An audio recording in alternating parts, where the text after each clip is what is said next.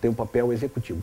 E esse sistema todo, né, ele é formado por todos os ministros, basicamente todos os ministros, e o presidente do conselho é o ministro do Desenvolvimento, Indústria e do Comércio Exterior. Envolve o Ministério da Saúde, Trabalho e Emprego, Meio Ambiente, Relações Internacionais, Exteriores, Justiça e a Defesa. O presidente do Inmetro faz parte desse Inmetro. Existe ali o presidente da BNT, existe também o pessoal da CNI, presidente da Confederação Nacional das Indústrias, e o presidente do Instituto de Defesa dos Consumidores, do IDEC. Então, todas essas pessoas, essas instituições fazem parte do conselho que define, em última análise, todas as políticas de avaliação da conformidade, normalização e metrologia no Brasil. Então, interferindo diretamente nas relações comerciais do Brasil. Uma coisa interessante também é que esse conselho ele é dividido numa série de comitês que dão suporte a todas as atividades. Então, existe um comitê brasileiro para avaliação da conformidade, um comitê de metrologia, um de normalização, um comitê de regulamentação, um códex que é voltado para a parte alimentar e um comitê de coordenação de barreiras técnicas ao comércio. Bom, agora vamos tentar discutir um pouco sobre regulação, regulamentos e normalização. Uma coisa interessante quando a gente discute isso é pensar ou refletir primeiro, uma norma, ela é obrigatória ou ela é de adoção voluntária? E o regulamento? Vamos pensar assim. Primeiro, nós temos essas três partes, a regulação, a regulamentação técnica e normalização. Então, primeiro, a regulação é uma intervenção, uma medida de intervenção no funcionamento da economia. E ela é implementada sob a autoridade do Estado. Esse texto eu retirei ali do Guia de Boas Práticas de Regulamentação do Sinmetro. Então ele tem um objetivo, é uma intervenção mesmo, sob a autoridade do Estado e busca disciplinar o comportamento dos agentes que estão subordinados a essa autoridade. E isso inclui a própria legislação e outros instrumentos como campanhas publicitárias e etc. E elas são aplicadas pela autoridade com a competência legal para isso. No Brasil, quem pode fazer a regulação, além do governo, claro, dentro do governo nós temos as agências reguladoras, como a própria Anvisa, ANEEL, enfim, todas as agências reguladoras. E o objetivo dessa regulação é sempre preservar e promover o interesse público e cumprir os objetivos legais do legítimos do Estado, que estão relacionados com aspectos de saúde, segurança, concorrência justa, né? Proteção do consumidor, do patrimônio, do meio ambiente, entre outros.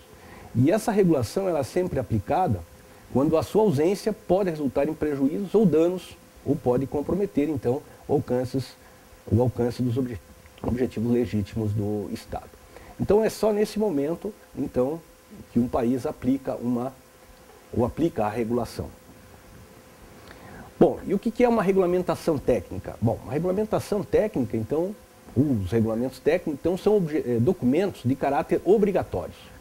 E eles são emitidos, então, por essa autoridade com um mandato para tal. E o que ela vai estabelecer? Dentre outros, os detalhes e características técnicas exigidas para produtos, métodos de ensaio, outros requisitos técnicos e aplicação do próprio regulamento.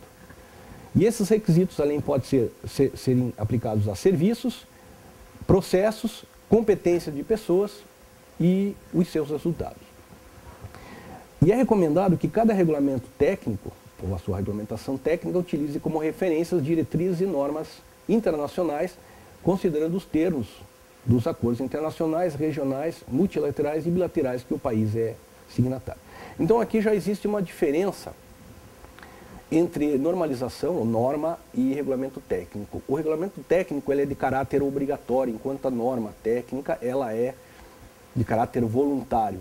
Mas o regulamento técnico ele deve seguir, ter como base, então, uma norma técnica. Isso depois vai ter um reflexo muito importante nas questões comerciais, em especial nas questões de barreiras técnicas ao comércio. Então aqui, esse é o texto que está no Acordo de Barreiras Técnicas ao Comércio, do qual o Brasil é signatário, e diz que um regulamento técnico é um documento que enuncia as características de um produto ou de processos, métodos de produção, incluídas as disposições administrativas aplicáveis, e cujo cumprimento é obrigatório. E poderá também tratar, parcial ou exclusivamente, de terminologia, símbolos, requisitos de embalagem, marcação, rotulagem aplicáveis a esse produto ou mesmo os métodos de produção. Tá? Bom, uma coisa importante, já que o país que cria um regulamento técnico, baseado numa norma ou não, ele também tem que perceber que existe, cada vez que ele cria um regulamento técnico, ele, na verdade, está gerando impacto. E essa avaliação do impacto é fundamental para definir se esse regulamento técnico deve ser aplicado. E a avaliação de impacto é um processo e, como tal, acompanha toda a elaboração da regulamentação, desde a decisão de elaborar até a sua adoção formal. E o objetivo desse impacto é perceber, vamos dizer assim, de uma forma formal, né, os prováveis impactos decorrentes da adoção desse regulamento e as mudanças nas políticas praticadas e sobre o conjunto de possibilidades para a implantação dessa mudança. Né? Então, quando se cria um regulamento técnico, esse regulamento técnico ele tem um tempo para ser discutido, né? E aqui está a ideia do que deve ser abordado na avaliação do impacto da regulamentação técnica, desde a natureza do problema, efeitos previsíveis, soluções alternativas, benefícios, os custos da regulamentação, consultas a todas as partes interessadas, apoio e o impacto disso na competição. Bom, quando a gente cria, na verdade o governo ou uma agência reguladora cria um regulamento, ela está buscando, na verdade, aumentar o grau de confiança na conformidade dos produtos. Mas também, quando ela faz isso, aumentam também os custos dos procedimentos de avaliação. E esse aumento na confiança cresce até um determinado ponto, a partir do qual o aumento da confiança vai ser pequeno frente aos custos. E esses custos são referentes a essa infraestrutura técnica, laboratórios que são necessários para fazer os ensaios, o impacto sobre a velocidade de aperfeiçoamento tecnológico do setor, impacto sobre a competitividade do produto, dificuldade de acompanhamento do mercado e a compatibilidade com as referências e práticas internacionais, o que vai facilitar depois o reconhecimento por outros mercados. Tá? Então vamos pensar agora na normalização. A normalização, então, é uma atividade que estabelece em relação a problemas existentes ou potenciais, prescrições que são destinadas à utilização comum e repetitiva, visando um grau ótimo de ordem em um dado contexto. E, em particular, a atividade consiste num processo de elaboração, difusão e implementação de normas. É, na verdade, uma atividade de gestão. E a normalização, ela proporciona importantes benefícios. Melhora a adequação dos produtos, dos processos, dos serviços para os quais foram concebidos e contribui para evitar as barreiras técnicas comerciais. Aqui tem uma visão dos níveis de normalização. Nós temos as normas internacionais, lá em cima tem a ISO, a IEC e a ITU. Depois temos as normas regionais, ali nós temos a primeira, que é do Mercosul, depois as normas europeias, nacionais, normas no caso nacionais, a ABNT, a DIN, a ANSI, associações, como a ASME, e lá, no último, lá, as empresas. Então, por exemplo, nos Estados Unidos, se você for olhar, existem mais de 500 associações produzindo normas, né? Mas só uma delas, ou pelo menos só existe uma associação no caso a ANSI, que é a oficial dos Estados Unidos que participa das discussões na ISO. Todas as outras associações ou empresas criam normas, né, que de alguma forma impactam na questão comercial. Então uma norma, ela é um documento de consenso e ela é aprovada por um organismo reconhecido, que fornece para um uso comum e repetitivo regras, diretrizes e características que vão ser aplicadas a um produto. Mas o importante é o seguinte, convém que todas as normas sejam baseadas em resultados consolidados da ciência e da tecnologia e da experiência acumulada, visando então a otimização dos benefícios para a comunidade. Agora, a norma ela é criada por consenso. Essa é uma das características fundamentais da norma. E o consenso, aqui nesse caso, isso inclusive está no guia número 2 da ABNT, ISO, né?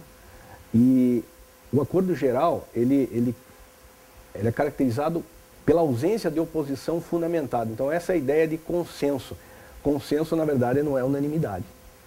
É caracterizado pela ausência de oposição fundamentada, né, e aos aspectos significativos por qualquer parte interessada.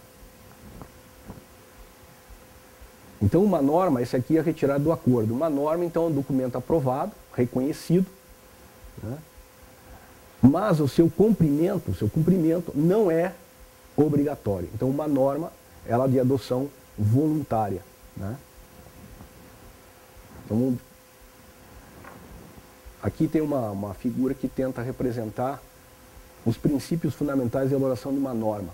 Primeiro, ela é obtida por consenso num processo participativo, tem a representatividade normalmente da sociedade, dos fabricantes, dos consumidores, num processo participativo, baseado em resultados consolidados e tem uma adoção voluntária.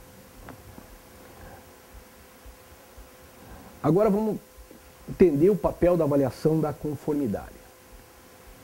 Bom, depois, mais adiante, nós vamos ver que essa avaliação da conformidade tem um impacto muito grande, não só no comércio, mas também sobre a inovação, ou pode ter sobre a inovação. E a avaliação da conformidade, então, é uma demonstração de que os requisitos especificados para um produto, um processo, sistema, uma pessoa ou um organismo são atendidos. E no domínio da avaliação da conformidade, isso pode passar por ensaios, por inspeções, certificações, bem como acreditação de organismos que vão ser responsáveis por fazer essa avaliação. Então, e a expressão objeto de avaliação de conformidade é usada nessa norma, então, para abranger uma grande quantidade de materiais, produtos, instalações, sistemas, pessoas e mesmo organismos. No Brasil, o Inmetro adota essa definição, que é um processo de avaliação da conformidade como um processo sistematizado, com regras claras, pré-estabelecidas, devidamente acompanhada e avaliada, de forma que vai proporcionar um adequado grau de confiança no produto, no sistema ou no profissional, com o menor custo possível para a sociedade. E ele tem uma ideia de um tratamento sistêmico, com regras claras em todo o sistema. E a acreditação, então, uma atestação realizada por uma terceira parte relativa ao organismo de avaliação da conformidade. E a ideia disso é exprimir e demonstrar formalmente que um organismo tem competência para realizar essas atividades específicas.